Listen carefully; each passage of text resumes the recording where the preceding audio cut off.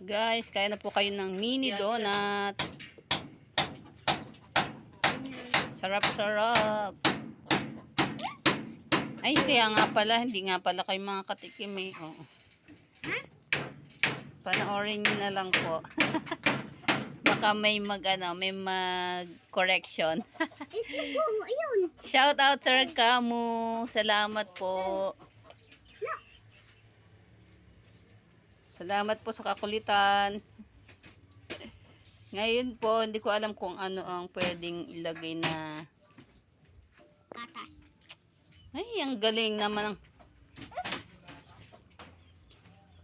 Ano magandang ilagay na title. Baguhin ko na lang pag na-correct nyo. Thank you po.